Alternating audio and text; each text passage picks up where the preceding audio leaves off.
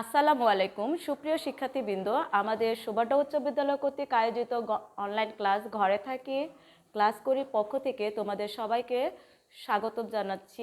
আমি সুলতানা সাইন দীপা।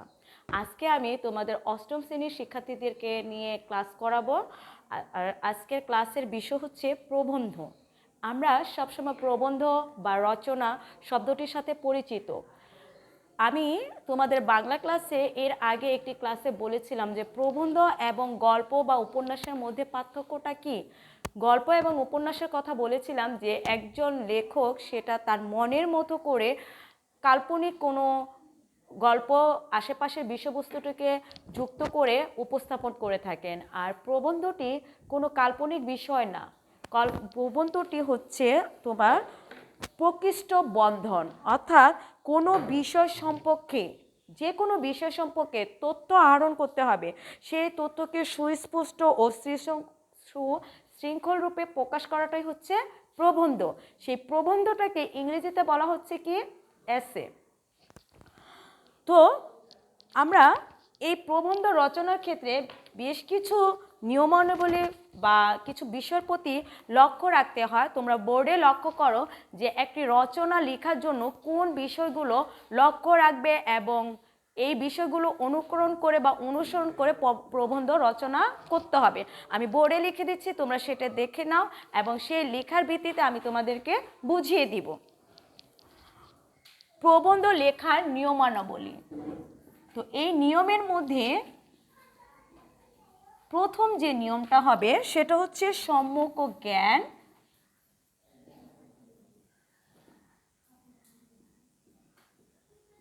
ও ধারণা। অর্থাৎ তুমি যে বিষয়ে প্রবন্ধ বা রচনাটি লিখবে বা উপস্থাপন করবে সেটা সম্পর্কে তোমার কি সম্পূর্ণ জ্ঞান ও ধারণা থাকতে হবে।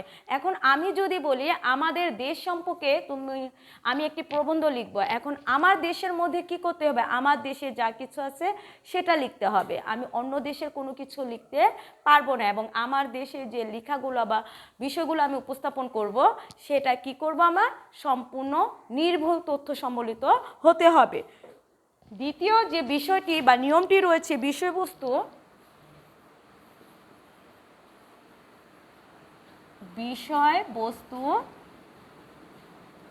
উত্তম রূপে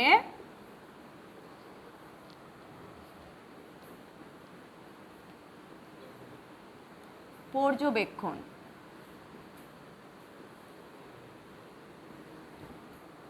ও ধারণা।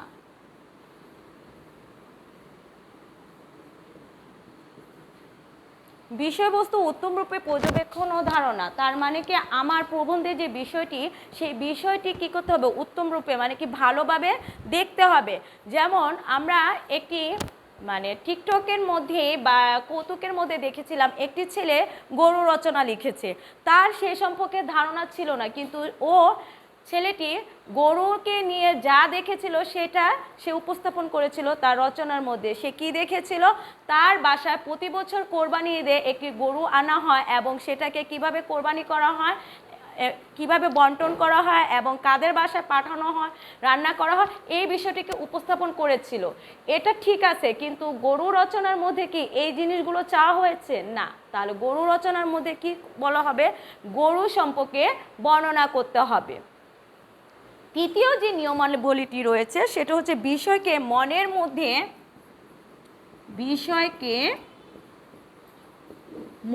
মধ্যে কয়েকটি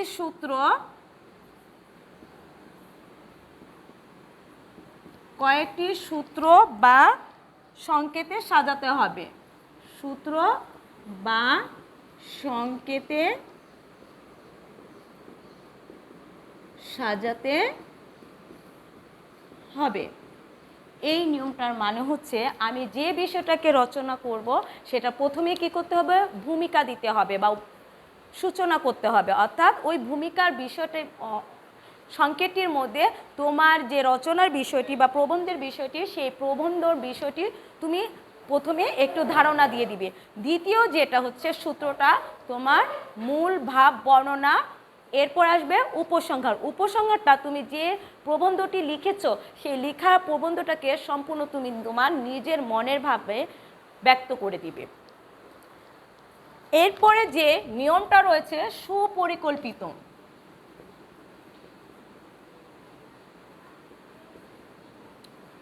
অর্থাৎ প্রবন্ধটি রচনা করার সময় সুন্দরভাবে পরিকল্পনা করে তারপর রচনা করতে হবে বা লিখতে হবে। এরপর আরও কিছু নিয়মাবলী রয়েছে, আমরা আগেরগুলো মুছে দিয়ে একটু দেখে নিই।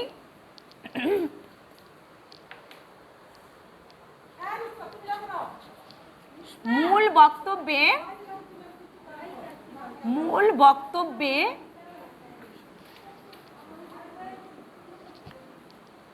বিষয়টি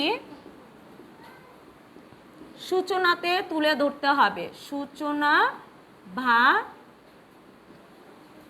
বা ভূমিকাতে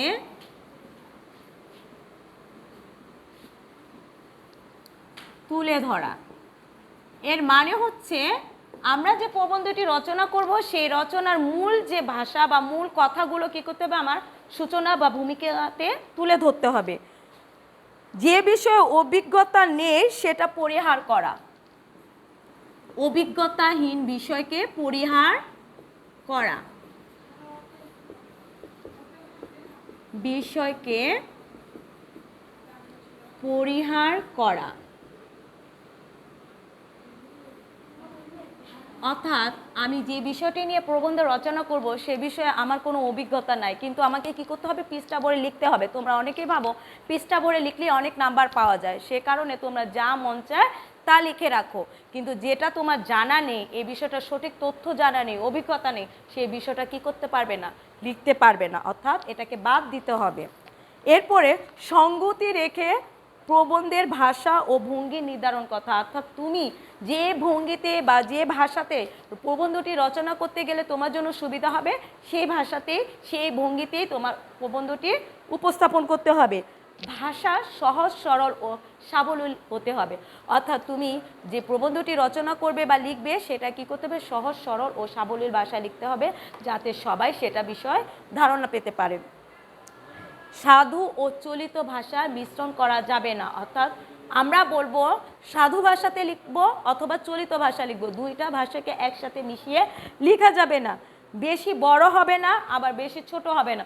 তুমি এমন একটি রচনা বা প্রবন্ধ লিখলে যেটা লিখতে লিখতে ঘন্টার পর ঘন্টা পার হয়ে গেল, অন্য কিছুর আর লক্ষ্য হলো না বা বিরক্ত চলে আসলো। আবার এমনও করা যাবে না যে এক পৃষ্ঠাতে লিখে দিলা যেটা মার্ক বা তোমার বিষয়টার সাথে সামঞ্জস্যপূর্ণ নয়।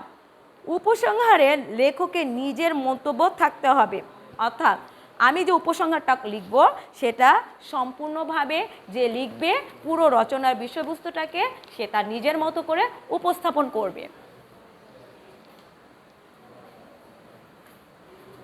প্রিয় শিক্ষার্থী, আমরা সবসময় রচনা বা প্রবন্ধ লিখে যাই, কিন্তু এই বিষয়গুলো তোমাদের হয়তো জানা ছিল না। তাহলে এই বিষয়গুলো জেনে নিলে যদি কখনো তোমাদের প্রবন্ধ বা রচনা নিজেদের কমন না পড়ে তখন তোমরা কি করতে পারো, ওই রচনা থেকে বা প্রবন্ধ থেকে তোমরা বিষয়টিকে নির্ধারণ করে নিয়ে এই যে আমি যেভাবে বলেছি সেই নিয়মাবলীগুলো লক্ষ্য করে যদি প্রবন্ধ লিখো তাহলে তোমরা কি করতে পারবে, সহজে নিজের সৃজনশীলতাকে কাজে লাগিয়ে প্রয়োগ করতে পারবে।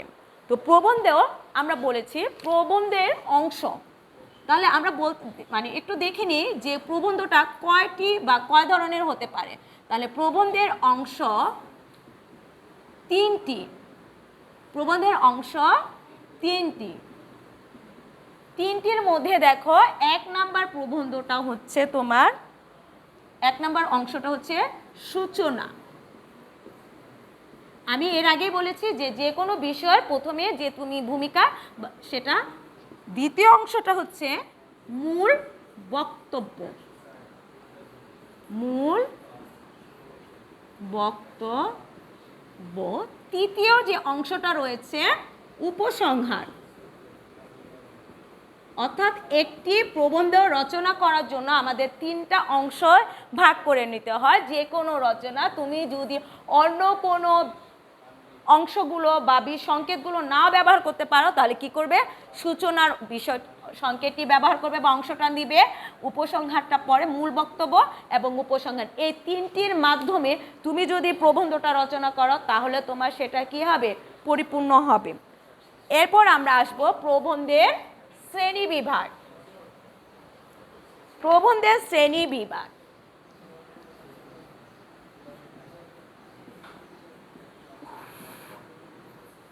তো এই প্রবন্ধের শ্রেণী বিভাগের মধ্যে রয়েছে 3 প্রকার। প্রবন্ধের শ্রেণী বিভাগ কয়টি? 3টি।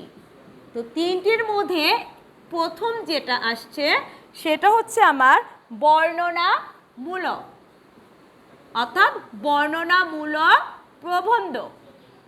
আমরা শুধু প্রবন্ধ লিখে গেছি বা রচনা লিখে গেছি, কিন্তু কোনটা কিভাবে সেটা আমরা জানি না। তো দ্বিতীয়টি হচ্ছে ঘটনামূলক প্রবন্ধ, ঘটনামূলক প্রবন্ধ। তৃতীয়টা হচ্ছে চিন্তামূলক প্রবন্ধ। প্রিয় শিক্ষার্থী, এই যে আমাদের প্রবন্ধের যে শ্রেণীবিভাগ, সেই প্রবন্ধের শ্রেণীবিভাগের আলোকে আমি তোমাদেরকে এটা পার্ট বাই পার্ট বুঝিয়ে দেওয়ার চেষ্টা করছি, তোমরা একটু লক্ষ্য করো। প্রথমে আমি বলেছি বর্ণনামূলক, অর্থাৎ আমি যে প্রবন্ধের বিষয়টি নির্ধারণ করব সেই প্রবন্ধটি কি করব, ওই বিষয়টিকে বর্ণনা করব। অর্থাৎ যেমন ধরো আমরা কি বলি, ছোটবেলা থেকে পড়েছি গরু রচনা, আমাদের বিদ্যালয় রচনা, বিড়াল, উদ্ভিদ, স্থান, দৃশ্য, বিভিন্ন ঋতু সম্পর্কে আমরা কি করতেছি, দেখো এই ঋতুটা কীরকম কেমন সেটা সম্পর্কে আমরা কি করছি, বর্ণনা করছি। তাহলে এই জিনিসগুলা কি হচ্ছে, আমার বর্ণনামূলক প্রবন্ধ। অর্থাৎ ওই বিষয়টাকে নির্ধারণ করে আমরা ওই বিষয়টার গুণাগুণ, ভালো দিক, খারাপ দিক, আমাদের যে জিনিসটা কাজে লাগে আমরা কি করতে পারি এটা সম্পর্কে বর্ণনা দিব। দ্বিতীয়টি হচ্ছে ঘটনামূলক। এখন ঘটনামূলক কি, আমরা দেখো একটি স্বাধীন দেশের নাগরিক, 1971 সালে আমরা স্বাধীন হয়েছি, কিন্তু তার পূর্বে আমাদের কি হচ্ছে, অনেক ঘটনা আমাদের এই দেশের ইতিহাসের সাথে জড়িয়ে আছে। যেমন 1947 সালের দেশ বিভাগ, 1952 সালের ভাষা আন্দোলন, 1966 সালের 6 দফা, 1969 সালের গণ অভ্যুত্থান, 70-এর নির্বাচন, 1971 সালের সেই মহান মুক্তিযুদ্ধ, এগুলো আমাদের কি ঘটনা। তাহলে এই যে বিষয়বস্তু ঘটনাগুলোকে নিয়ে যে প্রবন্ধগুলো রচনা করা হয় সেটা হচ্ছে আমার কি ঘটনামূলক প্রবন্ধ। এরপর আমার আসবে চিন্তামূলক, অর্থাৎ যে প্রবন্ধগুলো রচনা করতে গেলে আমার চিন্তা করতে হয় সেটা হচ্ছে আমার কি চিন্তামূলক প্রবন্ধ। এইটার মধ্যে রয়েছে যেমন সময়, সময়ের মূল্য, তখন আমাকে চিন্তা করে লিখতে হবে যে আমি যদি সময়টাকে সঠিকভাবে ব্যবহার করি তাহলে আমার কি হতে পারে, আর যদি না ব্যবহার করি তাহলে আমার কি হতে পারে। এরপর দেখো চরিত্র, একটা মানুষের চরিত্র নিয়ে লিখবো, সেটা কি আমি এমনি লিখে দিব যে ওই লোকটা অনেক ভালো ওই লোকটা অনেক খারাপ, না, আমাকে চিন্তা ভাবনা করতে হবে যে আসলে লোকটা কি চরিত্রের অধিকারী। এরকম যেগুলো আমাদের দেশ ধরো অধ্যবসায়, সত্যবাদিতা, শৃঙ্খলা, যেটা সত্যনিষ্ঠ কিনা সেটা চিন্তা ভাবনা করে রচনা করা হয়, সেটা হচ্ছে আমার চিন্তামূলক প্রবন্ধ। তো শিক্ষার্থীরা, আজকে আমি প্রবন্ধর বিষয় নিয়ে আলোচনা করলাম। তো এতক্ষণ তোমরা যতটুকু নিয়েছো, আজকে আমি তোমাদের এই সপ্তাহে দেখো বাংলার একটি অ্যাসাইনমেন্ট দিয়েছে, সেই অ্যাসাইনমেন্টটি তোমাদের কি এবারের সংগ্রাম, স্বাধীনতার সংগ্রাম লিখেছেন শেখ মুজিবুর রহমানের রচনায় বা প্রবন্ধ করা। এই প্রবন্ধটি তোমাদের বইয়ের 31 পৃষ্ঠায় আছে। তোমরা এই অ্যাসাইনমেন্টটি করার সময় তোমাদের পাঠ্য বইয়ের বাংলা পাঠ্য বইয়ের 31 পৃষ্ঠা এবং বাংলাদেশ ও বিশ্ব পরিচয় বইয়ের থেকে সহযোগিতা নিয়ে এই প্রবন্ধটি লিখবে। তো এই প্রবন্ধটি লেখার আগে দেখো, তোমরাই দেখো এখানে কি বলেছে, বঙ্গবন্ধু ও বাংলাদেশ শিরোনামে 500 শব্দের মধ্যে একটি প্রবন্ধ রচনা করো।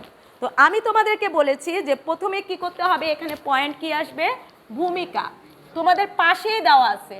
অর্থাৎ এই অ্যাসাইনমেন্টটি তৈরি করার জন্য প্রথম ধাপটা ভূমিকা দিবে, তারপর দিবে জন্ম ও পরিচয়, এরপরে কি আসবে শিক্ষা জীবন,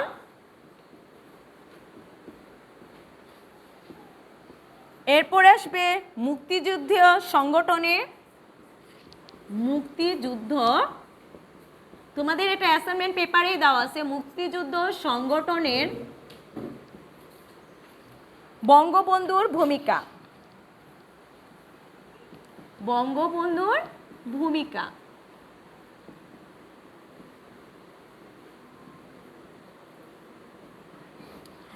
এরপর আসবে বাংলাদেশের স্বাধীনতা লাভ। বাংলাদেশের স্বাধীনতা লাভ ইতিহাসের জঘন্যতম হত্যাকাণ্ড। ইতিহাসের জঘন্যতম